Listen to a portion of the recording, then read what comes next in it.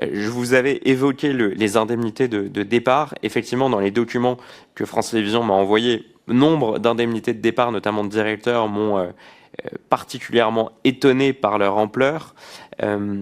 La majorité de ces indemnités qu'on m'a transmises dépassent la centaine de milliers d'euros.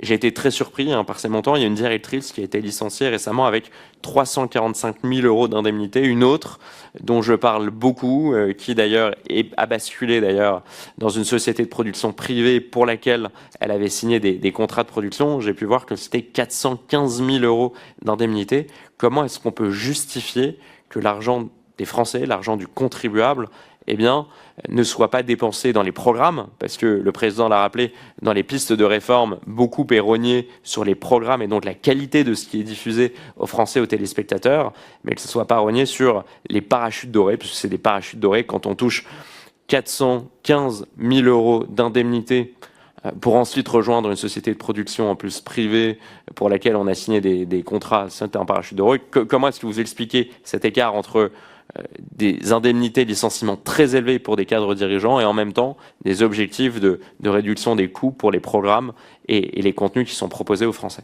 Sur la première partie de votre propos, en fait, il n'y a pas de distinction dans le calcul des indemnités de départ, que ce soit pour un salarié ou que ce soit pour un technicien, par exemple, ou que ce soit pour un cas dirigeant. L'indemnité de licenciement, elle est prévue par l'accord d'entreprise de France Télévisions.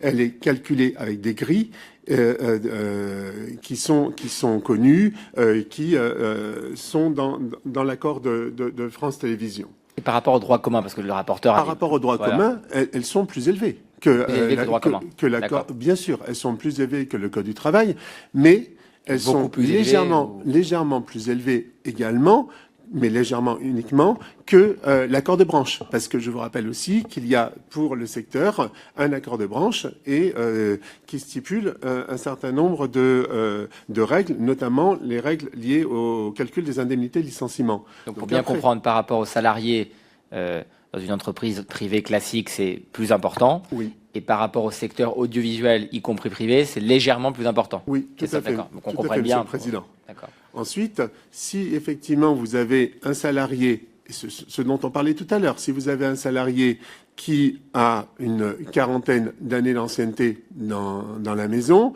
qui a un certain âge et un certain salaire, l'indemnité de licenciement étant calculée en tenant compte de l'âge et du salaire du collaborateur, effectivement, ça peut faire des montants très élevés.